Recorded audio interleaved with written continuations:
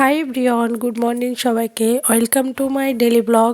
সবাই কেমন আছো? আই হোপ সো সবাই অনেক বেশি ভালো আছো। আজকে ঠিক সারাবেলা কিভাবে কাটে সেগুলো তোমাদের সাথে শেয়ার করব। সকালে আমার ঘুম ভাঙে একদমই 7টা 8টা বা 9টা, এরকমই আমি খুব লেট করে উঠি। বরাবরই আজকে আমার ঠিক 8টায় ঘুম ভাঙা হয়েছে।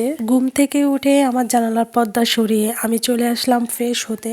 সকালে ফ্রেশ হওয়াটা খুবই জরুরি, তাছাড়া এটা কখনো মিস করা যায় না। আমার কথা যদি বলতে যাই, আমি সাধারণ একটা মানুষ, সাধারণ ঘরে জন্ম নিয়েছি, সাধারণ ঘরে বউ হয়েছি, তাছাড়া আমার বিলাসবহুল কিছুই নেই। ফ্রেশ হয়ে চলে আসলাম স্কিন কেয়ার করার জন্য। মর্নিং স্কিন কেয়ারটা খুবই জরুরি। এখন তো আসি বলে শীত অলরেডি চলে আসতেছে, তাছাড়া পুরোপুরি যদি না পড়ে ঠান্ডা আবহাওয়া তো ঠিকই পড়তেছে। তবে এই উইন্টার দিনগুলোতে স্কিনটা পুরোপুরি একদমই শুষ্ক হয়ে থাকে, তো আমাদের শরীরের যত্ন নিতে হয়, ত্বকের যত্ন নিতে হয়। শীতের সময় ত্বক শুষ্ক থাকে, এটা খুবই স্বাভাবিক। তারপর চলে আসলাম রুম গুছাতে।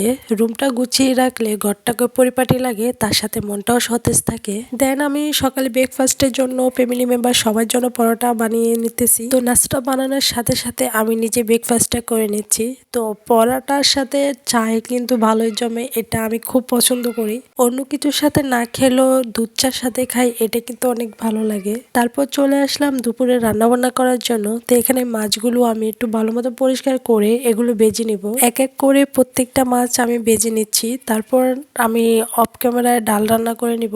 তো আমার দুপুরের জন্য এটুকুই খাবার। আমার মাছ ভাজাটা শেষ, তারপর আমি রান্নাটা করে নিব। অলমোস্ট আমার ডাল রান্না ভাত রান্না হয়ে গেছে।